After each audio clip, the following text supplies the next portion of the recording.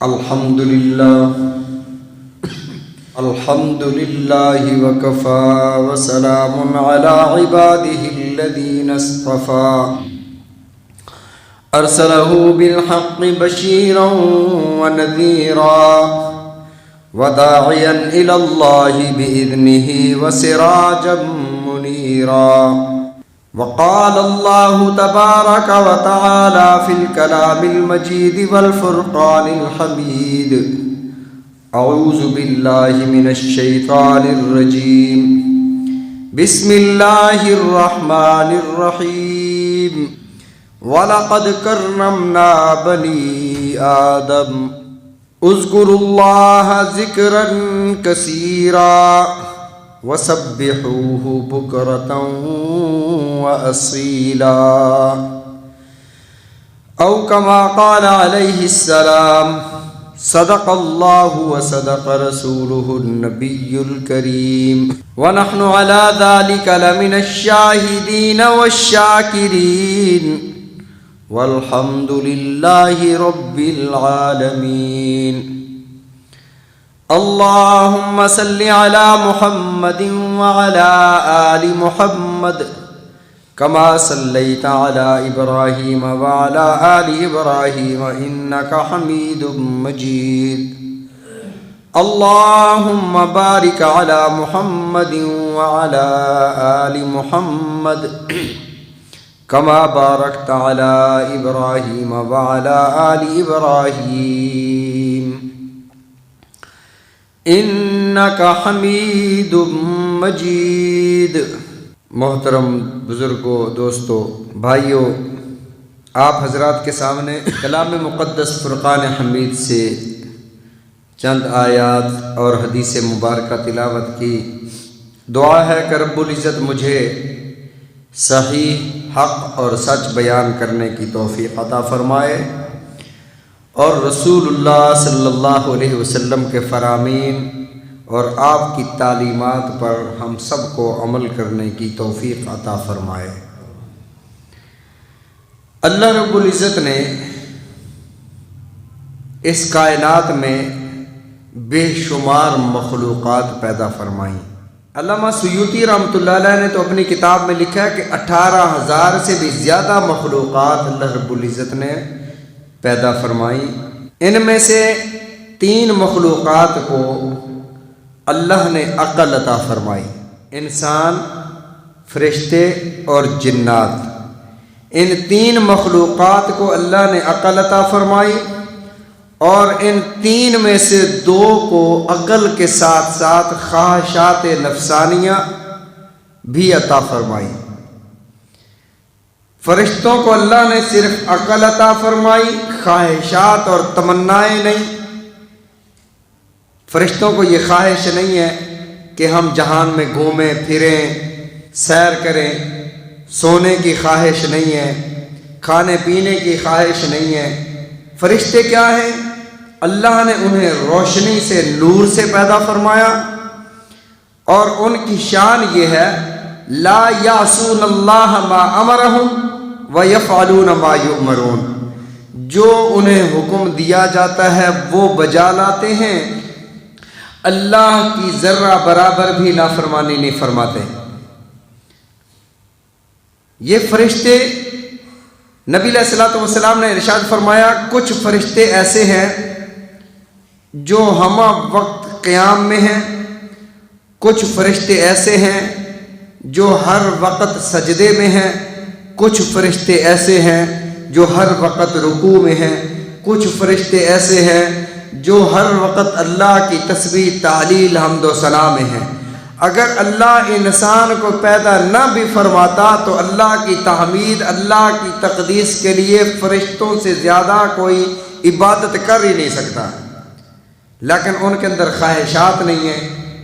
خواہشات بھی ہوں، کام کاج بھی ہوں، دوسری مصروفیات بھی ہوں، ساتھ اللہ کی عبادت بھی کرنی پڑے تو اس میں اللہ نے اجر زیادہ رکھا. جنات کو اللہ نے مکلف بنایا، احکامات کا پابند بنایا. انسان کو بھی اللہ نے مکلف اور احکامات کا پابند بنایا. ان دونوں مخلوقات کو اللہ نے عقل بھی عطا فرمائی، خواہشات نفسانی بھی رکھ دی، تمنائیں بھی رکھ دی، خواہشات بھی رکھ دی، اور ساتھ حکم فرمایا وما خلقت الجن والانس الا لیعبدون، ہم نے انسانوں اور جنوں کو صرف اپنی عبادت کے لیے پیدا کیا ہے۔ مقصد عبادت ہے۔ ہم روزگار کماتے ہیں، ہم کام کرتے ہیں، دکانداری کرتے ہیں، کھیتی باڑی کرتے ہیں، یہ مقاصد میں نہیں ہے، مقصد اللہ کی عبادت ہے۔ یہ جتنے بھی ہم کام کرتے ہیں یہ ہماری ضرورتیں ہیں، ہمارا مقصد اللہ کی عبادت کر کے اللہ کو راضی کرنا ہے۔ لیکن ان میں بھی اللہ نے جنہیں عقل عطا فرمائی ہے، یہاں بھی پھر تین قسم کے لوگ ہیں۔ ایک وہ جو بالکل عقل کو کام میں نہیں لاتے، جو عقل سے کوئی بات سمجھتے نہیں ہیں، عقل سے سوچتے نہیں ہیں، اپنی عقل سے کام نہیں لیتے۔ یہ کون لوگ ہیں؟ یہ وہ لوگ ہیں جو اللہ کو چھوڑ کر پتھروں کے آگے سجدہ ریز ہیں۔ یہ وہ لوگ ہیں جو گائے کو خدا مان بیٹھے۔ یہ وہ لوگ ہیں جنہوں نے پیپل کے درخت کے سامنے سجدہ کر لیا۔ یہ وہ لوگ ہیں جنہوں نے پتھر کو اپنا معبود بنا لیا، عقل تھی لیکن استعمال نہ کی۔ ایسے وہ لوگ ہیں جنہوں نے حضرت عیسیٰ علیہ السلام کو، اللہ نے عقل تو دی تھی لیکن انہوں نے حضرت عیسیٰ علیہ السلام کو اللہ مان لیا۔ ایک مجھے عیسائی ملا، میں نے اس سے پوچھا کہ آپ حضرت عیسیٰ علیہ السلام کو اللہ مانتے ہو یا اللہ کا بیٹا مانتے ہو؟ اچھا، میں اس کی بات سن کے حیران رہ گیا۔ آج تک ہم یہ سنتے پڑھتے آئے ہیں کہ عیسائی تین خداؤں کو مانتے ہیں، ایک اللہ یعنی وہ اللہ کو بھی مانتے ہیں، دوسرا حضرت عیسیٰ اللہ کا بیٹا، اور تیسرا روح القدس۔ یہ اسلامیات کی کتابوں میں بھی یہ لکھا ہوا ہے کہ عقیدہ تثلیث، تین خداؤں کا عقیدہ یا ہندوؤں کا ہے یا عیسائیوں کا ہے۔ اچھا، یہ تثلیث کا عقیدہ میں بھی یہ سمجھتا رہا تھا کہ ایک اللہ کو اللہ مانتے ہیں، ایک حضرت عیسیٰ کو اللہ کا بیٹا مانتے ہیں، اور ایک روح القدس کو، حضرت جبرائیل کو بھی یہ خدا مانتے ہیں، اور ایک اور ہے جو حضرت عیسیٰ علیہ السلام کی والدہ حضرت مریم کو خدا مانتے ہیں۔ اچھا، میں نے جب اس سے پوچھا، اس نے عجیب بات کی، اس نے کہا کہ آج کا ہر عیسائی حضرت عیسیٰ کو اللہ کہتا ہے، حضرت عیسیٰ کو خدا کہتا ہے۔ میں نے کہا اللہ نے عقل عطا فرمائی ہے، آپ کی عقل کیا کہتی ہے؟ حضرت عیسیٰ علیہ السلام کی ولادت اور آپ کی پیدائش پر آپ یقین رکھتے ہو کہ حضرت عیسیٰ علیہ السلام پیدا ہوئے ہیں؟ آپ کی والدہ محترمہ حضرت مریم علیہ السلام ہے، تو کہتا ہے ہاں ہم یہ عقیدہ رکھتے ہیں کہ حضرت عیسیٰ علیہ السلام پیدا ہوئے ہیں۔ تو میں نے کہا جو ہماری عقل کہتی ہے جو پیدا ہوا ہے وہ رب نہیں ہوتا، جو خدا ہے وہ پیدا نہیں ہوتا۔ تو اس نے بھی آگے عجیب بات کہی، اس نے کہا کہ ہمارا عقیدہ یہ ہے کہ اللہ تو تھا نا روح کی شکل میں، اللہ تو تھا ایک لطیف چیز، لیکن وہ اللہ پیدا ہو کر لباس بشریت میں عیسیٰ کی شکل میں آ گیا، عیسیٰ بن گیا۔ وہ اصل میں اللہ تھا، مجسم ہو کر عیسیٰ ہوا۔ تو یہ لوگ، یہ انسان، اللہ نے عقل تو عطا فرمائی لیکن عقل کو استعمال میں نہ لائے، عقل سے کام نہ لیا۔ کچھ لوگ ہیں وہ صرف ہی عقل سے کام لیتے ہیں، صرف عقل سے، جو سائنس کہے گی وہ ہم مانیں گے۔ اور یہی وجہ ہے کہ کئی آیات کا پڑھے لکھے طبقے نے انکار کر دیا کہ ایسے تو ممکن ہی نہیں ہے کہ ایک لاٹھی مارنے پر موسیٰ علیہ السلام کے بنی اسرائیل 6 لاکھ بنی اسرائیل یہاں سے دریا کراس کر جائیں، یہ تو ممکن ہی نہیں ہے، ایسے تو ہو ہی نہیں سکتا۔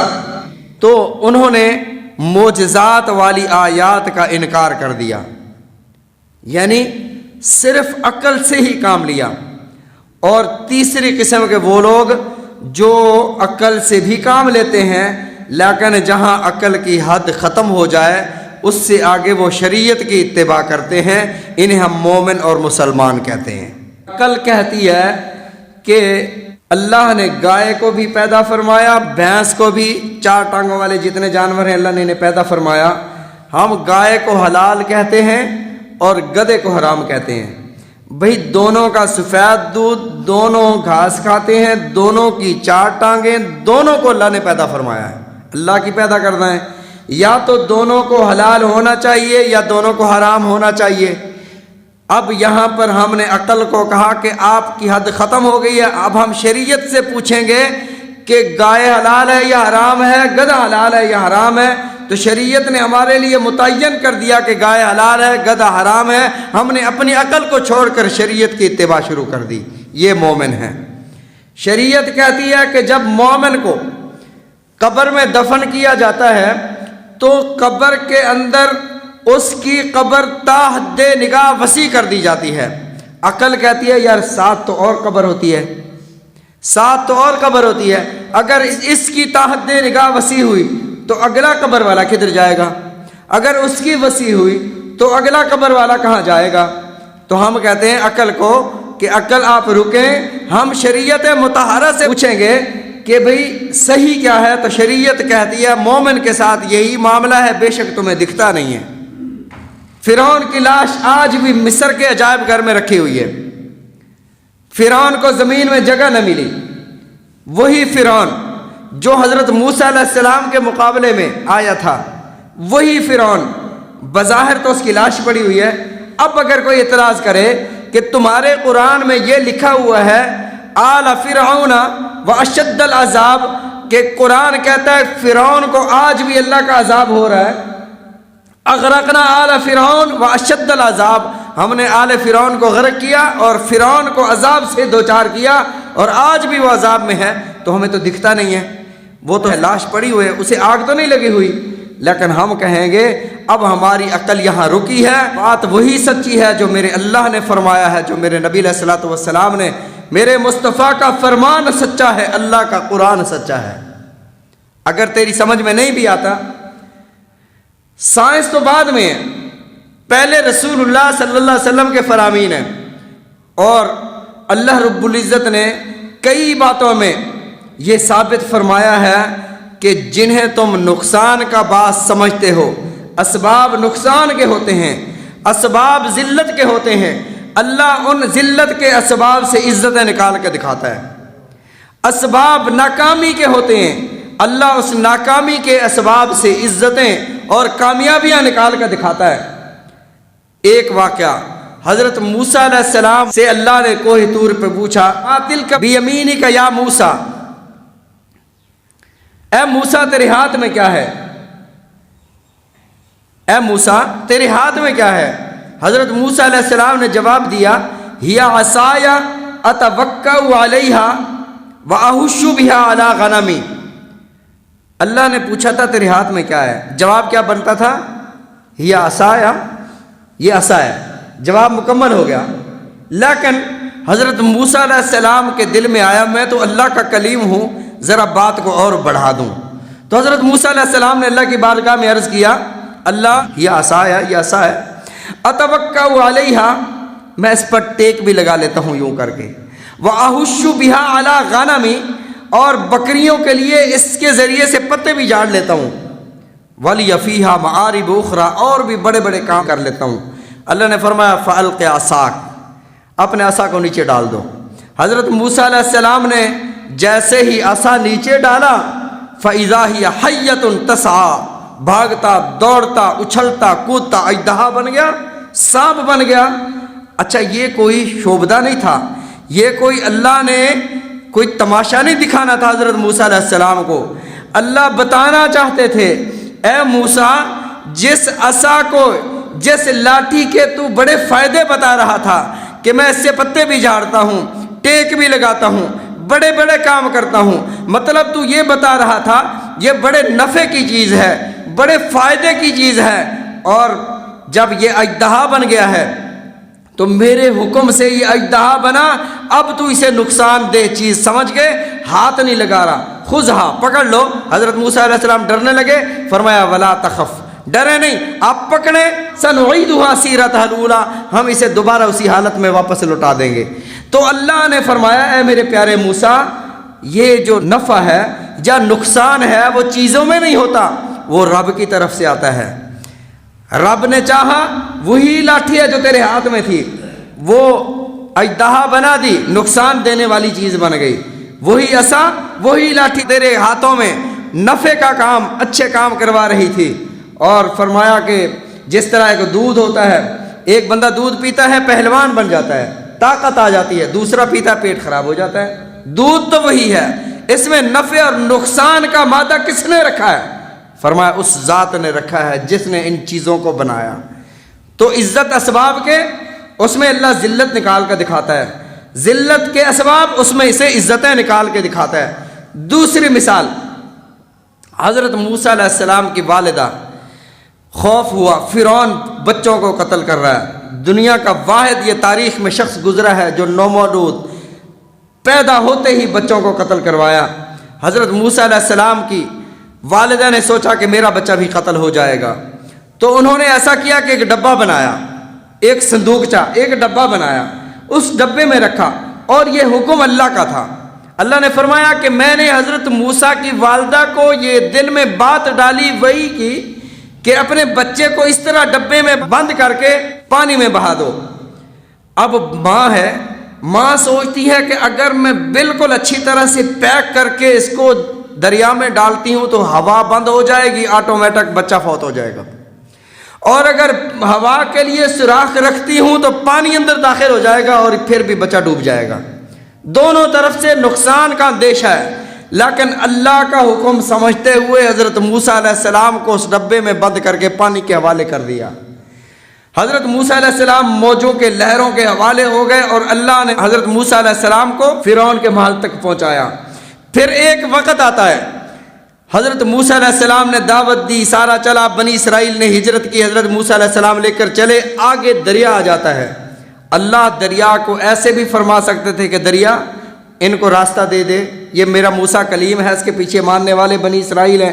اللہ نے فرمایا اضرب بعصاک البحر، اس سمندر پر اپنا عصا، اپنی لاٹھی مارو. حضرت موسیٰ علیہ السلام نے لاٹھی ماری، راستے بنے اور پیچھے فرعون کا لشکر غرق ہوا. اچھا، فرعون کا لشکر کو اللہ نے غرق کیوں کیا؟ اللہ رب العزت باقی قوموں کو، وَأَمَّا عَادٌ، قوم عاد کو اللہ نے فَأَرْسَلْنَا عَلَيْهِمْ رِيحًا صَرْصَرًا، ایسی تیز ہوا بھیجی کہ اڑ اڑ کر ان کے سر آپس میں ٹکرائے، اور جب وہ نیچے گرے اللہ نے فرمایا كَأَنَّهُمْ أَعْجَازُ نَخْلٍ خَاوِيَةٍ، جیسے کھجور کے تنے کٹے ہوئے پڑے تھے، ایسے پڑے ہوئے تھے. تو اللہ فرعون اور فرعونیوں کو ایسے بھی سزا دے سکتا تھا. فَأَرْسَلَ عَلَيْهِمْ حِجَارَةً مِّن سِجِّيلٍ، جیسے لوط علیہ السلام کی قوم پر اللہ نے پتھر برسائے. فَجَعَلْنَا عَالِيَهَا سَافِلَهَا، زمین کو اٹھایا، اوپر والا حصہ نیچے، نیچے والا اوپر. ایسے بھی کر سکتے تھے، لیکن اللہ نے فرعون کے ساتھ ایسے نہیں کیا. اللہ نے فرعون کو غرق ہونے کی سزا کیوں دی؟ فرمایا موسیٰ تیری والدہ کو غم بھی اسی پانی کی وجہ سے پہنچا تھا کہ میں اپنے بچے کو پانی کی موجوں کے حوالے کر رہی ہوں. غم اور دکھ جو رنج پہنچا تھا پانی کی وجہ سے، آج اسی پانی کو تیرے لیے، تیری قوم کے لیے خوشخبری کا باعث بنا رہا ہوں. اسی پانی کے ذریعے سے تیرے دشمنوں کا صفایا کروں گا. پھر پانی کے ذریعے اللہ نے صفایا فرما دیا. آگے چلو، حضرت مریم کو اللہ نے بیٹا عطا فرمایا بغیر باپ کے. حضرت مریم جاتی ہیں غسل خانے کی طرف، تنہائی کی طرف جاتی ہیں. ایک انسان نظر آتا ہے. قالت انی اعوذ بالرحمن، حضرت مریم فرماتی ہیں اللہ سے ڈر، میں اللہ کی پناہ چاہتی ہوں. تمہیں پتہ نہیں ہے کہ میں ایک عورت ہوں، تنہائی میں آ گئے ہو. تنہائی میں کسی عورت کے ساتھ تنہا ہونا حرام اور ناجائز ہے، رسول اللہ صلی اللہ علیہ وسلم کی شریعت میں بھی ناجائز ہے. انہوں نے کہا کہ میں اللہ کی طرف سے، انما انا رسول ربک، میں تیرے رب کی طرف سے بھیجا ہوا فرشتہ ہوں. لِأَهَبَ لَكِ غُلَامًا زَكِيًّا، آپ کو اللہ نے ایک بیٹا عطا فرمانا ہے. اب حضرت مریم بھی بڑی ہیں، جوان ہیں، سمجھتی ہیں کہ شادی کے بغیر تو اولاد نہیں ہو سکتی، یہ کیسے ہوگا؟ کہا اللہ کے لیے یہ آسان ہے، اللہ کے لیے بہت آسان ہے. اب یہ حمل ٹھہر گیا، یہ ایک جگہ پر گئی ہیں. اللہ چاہتے تو اللہ رب العزت بغیر کسی سبب کے آسمانوں سے یا اس درخت سے پھل نیچے گرا سکتے تھے. کسی فرشتے کو اللہ فرماتے بھئی درخت کو ہلاؤ اور یہاں سے پھل نیچے گریں. لیکن حضرت مریم کو اللہ نے فرمایا حزی الیکی بجذع النخلۃ، اس درخت کو آپ ہلکا سا ہلاؤ تساقط علیک رطبا جنیا، تازہ کھجوریں مہیا کرنا تیرے رب کا کام ہے. تو اللہ رب العزت بتانا چاہتے تھے کہ ساری دنیا کو اللہ نے اسباب کے تحت بنایا. یہ برتن ہیں، اسباب ایک برتن کی طرح ہیں، ان میں دودھ ڈال دو، ان میں پانی ڈال دو، یہ سارا نظام اللہ کی طرف سے چل رہا ہے. ایک شخص کے متعلق یہ ہے کہ وہ ابھی وہ کمرے میں داخل ہونا چاہتا ہے، اندر دیکھا جیسے ہی دروازہ کھولا سانپ بیٹھا ہے، جلدی سے باہر آیا، جیسے ہی باہر آیا چھت گر گئی. اب سانپ، اب یہ اگر جاتا سانپ نہ ہوتا تو چھت اس پر گرنا تھی، اللہ نے سانپ کے ذریعے سے اس کو بچایا. اسباب میں عرض کر رہا تھا ناکامی کے ہوتے ہیں، اللہ کامیابیاں عطا فرماتا ہے، اور اسباب کامیابی کے ہوتے ہیں، اللہ وہاں سے ناکامیاں نکال کے دکھاتا ہے. اور بندوں کو اللہ سمجھاتا ہے اے میرے بندو اسباب پر نہ جایا کرو، صرف اسباب کو اختیار کرنا. وحی اور اسباب، قرآن اور اسباب، اللہ کے احکامات اور اسباب دونوں کو ساتھ ساتھ لے کر چلو، تب تمہاری کامیابی ہے. رسول اللہ صلی اللہ علیہ وسلم نے اپنے صحابہ کو بھی یہ ترغیب دی. نبی علیہ الصلوۃ والسلام کے صحابہ، اگر آپ نے دنیا میں کامیاب ہونا ہے تو دیکھ لو کہ میرے نبی پاک صلی اللہ علیہ وسلم کے صحابہ کیسے تھے، دین کے بارے میں ان کے کیسے کے خیالات تھے. حضرت صدیق اکبر رضی اللہ تعالیٰ عنہ کی بات کرتے ہیں. ابو بکر صدیق رضی اللہ تعالیٰ عنہ، نبی علیہ الصلوۃ والسلام کا وصال ہوا تو کچھ لوگوں نے کہا بھی نبی علیہ الصلوۃ والسلام کی حیات طیبہ تک تو ہم زکوٰۃ دیتے تھے، اب ہم زکوٰۃ نہیں دیں گے، منکرین زکوٰۃ. کچھ لوگ ایسے تھے، انہوں نے کہا کہ بیت المال میں جمع کرانا زکوٰۃ ضروری تو نہیں ہے، لہٰذا ہم اپنے علاقے میں تقسیم کر دیتے ہیں. انکار نہیں کیا ہے، بس یہ کہا ہے کہ بیت المال میں ہم جمع نہیں کرواتے. حضرت ابو بکر صدیق رضی اللہ تعالیٰ نے فرمایا جو کام میرے آقا علیہ الصلوۃ والسلام کے مبارک دور میں ہو رہا تھا اب بھی وہی ہوگا. اگر کوئی آدمی زکوٰۃ نہیں، زکوٰۃ کے اونٹ کی رسی بطور زکوٰۃ دیا کرتا تھا، اگر وہ آج اونٹ کی بندھی ہوئی رسی بھی نہیں دے گا، ابو بکر اس سے بھی جہاد کرے گا. حضرت عمر رضی اللہ تعالیٰ عنہ حاضر ہوئے، فرمایا اے خلیفۃ الرسول ابو بکر اس قدر سختی نہ کیجیے، اگر وہ اپنے اپنے علاقوں میں تقسیم کرنا چاہتے ہیں تو کر لیں، آپ اجازت دے دیں. تو حضرت ابو بکر صدیق رضی اللہ تعالیٰ عنہ نے ایک جملہ ارشاد فرمایا، حضرت عمر سے فرمایا جاہلیت میں بڑے جابر تھے، اسلام لانے سے پہلے بڑے غسیلے تھے، اور آج مجھے درس دینے آ گئے ہو کہ تھوڑا سا ان کے ساتھ نرمی کر لو. ایترک الدین النبی وانا حی، میرے نبی پاک صلی اللہ علیہ وسلم کے دین میں کمی کی جا رہی ہو اور ابو بکر بھی زندہ ہو، ایسا نہیں ہو سکتا.